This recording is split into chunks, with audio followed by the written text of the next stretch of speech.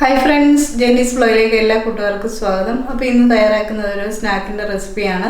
നമ്മുടെ ചിക്കൻ ഡോണറ്റാണ് തയ്യാറാക്കുന്നത്. സിമ്പിളാണ്, നല്ല ടേസ്റ്റിയുമാണ്. ഇപ്പോൾ റമദാൻ കാലമൊക്കെ ആയതുകൊണ്ട് നമ്മൾ വീട്ടിൽ സ്നാക്കുകളൊക്കെ കൂടുതലായിട്ട് തയ്യാറാക്കും. അപ്പോൾ ഇന്നത്തെ വീഡിയോയിൽ ചിക്കൻ ഡോണറ്റാണ് കാണിക്കുന്നത്. അപ്പോൾ നോക്കാം അതെങ്ങനെയാണ് തയ്യാറാക്കുന്നതെന്ന്.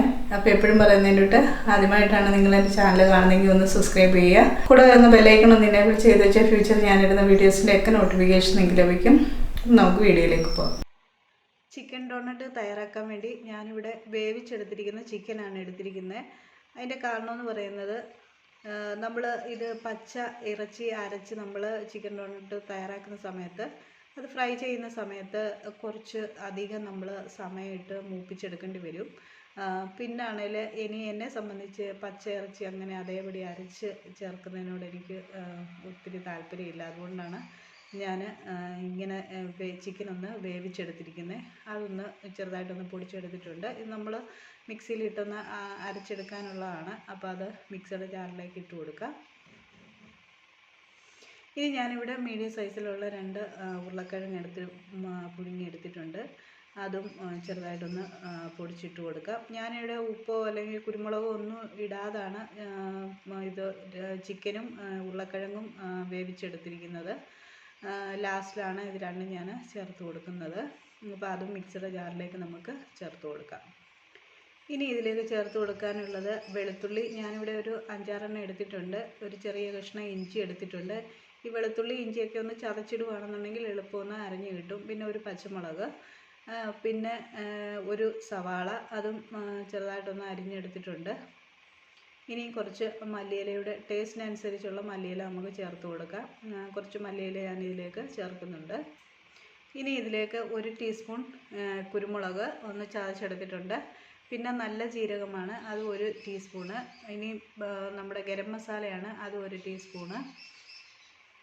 ഇനി ഇതിന് ഉപ്പിട്ട് വേവിക്കാത്തതുകൊണ്ട് ആവശ്യത്തിന് ഉപ്പ് ചേർത്ത് കൊടുക്കാം. പിന്നെ ഒരു മുട്ടയുടെ ഉണ്ണി മാത്രമാണ് ഞാനിതിലേക്ക് ചേർത്ത് കൊടുക്കുന്നത്. ഇനി ഇതോടൊപ്പം 2 ടേബിൾ സ്പൂൺ കോൺഫ്ലവർ കൂടെ ചേർത്ത് കൊടുക്കാമായിരുന്നു. ഞാനതൊന്ന് കുറച്ചൊന്ന് അരച്ചെടുത്തതിന് ശേഷമാണ് കോൺഫ്ലവർ ചേർത്ത് കൊടുക്കുന്നത്. അതോട് ചേർത്ത് നന്നായിട്ട് ഇതൊന്ന് അരച്ചെടുക്കുക. ഇതിൻ്റെ ലേശം ഒരു തരിയിട്ടാണ് ഒന്ന് അരച്ചെടുക്കുന്നത്. അപ്പോൾ ഇനിയിപ്പോൾ അരച്ചെടുത്തിട്ടുണ്ട്, അതൊരു പാത്രത്തിലേക്ക് മാറ്റാം. ഇനിയിപ്പം ഈ അരച്ചെടുത്തിരിക്കുന്ന മിക്സിലേക്ക് നമുക്ക് കുറച്ച് റൊട്ടിയുടെ പൊടിയാണ് ചേർത്ത് കൊടുക്കുന്നത്. ഞാൻ ഇവിടെ മൊത്തം ഞാനിവിടെ ഒരു 6 സ്ലൈസ് ബ്രെഡ് പൊടിച്ചെടുത്തിട്ടുണ്ട്. ഞാൻ കുറേശ്ശെയാണ് ചേർത്ത് കൊടുത്ത് നമ്മുടെ കയ്യിൽ ഇത് ഉരുട്ടിയെടുക്കാൻ പാകത്തിന് നമുക്ക് കിട്ടണം. അതിലെ വെള്ളമയമൊക്കെ ഒന്ന് വലിഞ്ഞ് കിട്ടണം. അതിനനുസരിച്ചുള്ള റൊട്ടിപ്പൊടിയാണ് ചേർത്ത് കൊടുക്കുന്നത്. ഞാനിവിടെ ടോട്ടൽ 6 സ്ലൈസ് റൊട്ടിപ്പൊടി ചേർത്താണിത് ഒന്ന് കുഴച്ചെടുത്തിരിക്കുന്നത്. കുഴച്ചെടുത്ത മിക്സ് നമുക്ക് മാറ്റി വെക്കാം.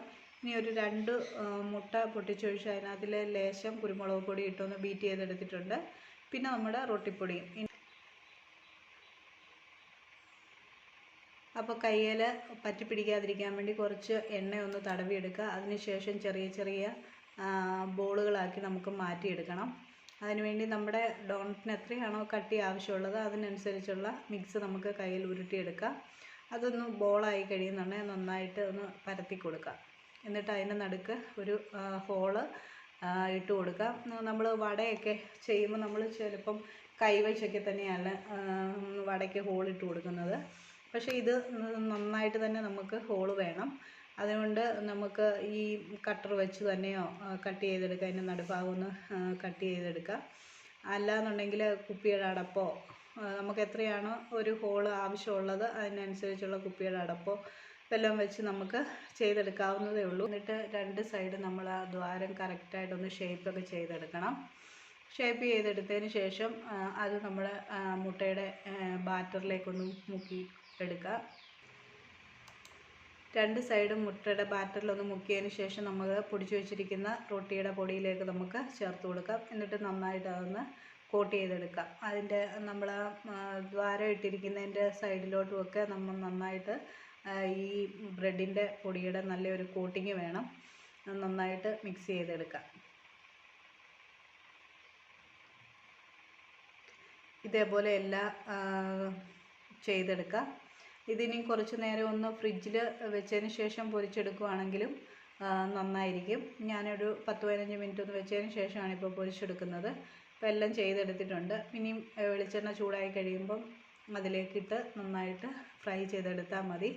ഇതിപ്പോൾ നമ്മൾ ചേർത്തിരിക്കുന്ന സാധനങ്ങളെല്ലാം ഉരുളക്കിഴങ്ങൊക്കെ ആണെന്നുണ്ടെങ്കിൽ വെന്തതാണ്. പിന്നെ വേകാനുള്ള കോൺഫ്ലവറും സവാളയും ഇഞ്ചിയും വെളുത്തുള്ളിയൊക്കെയാണ്. അതൊന്ന് ജസ്റ്റ് അങ്ങോട്ടും ഇങ്ങോട്ടും ഒന്ന് തിരിച്ചു മറിച്ചും ഒക്കെ ഇട്ടൊന്ന് നമുക്കൊരു ഗോൾഡൻ കളർ ആകുന്നിടം വരെ നമുക്കൊന്ന് ഫ്രൈ ചെയ്തെടുത്താൽ മതി.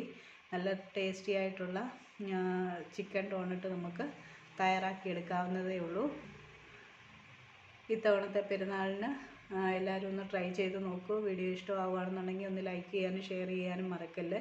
ചാനൽ നിങ്ങൾ ആദ്യമായിട്ടാണ് കാണുന്നതെങ്കിൽ ഒന്ന് സബ്സ്ക്രൈബ് ചെയ്ത് സപ്പോർട്ട് ചെയ്യുക. മറ്റൊരു വീഡിയോയുമായി കാണുമ്പോൾ എല്ലാവർക്കും ഒരു നല്ല ദിവസം ആശംസിക്കുന്നു. Thank you.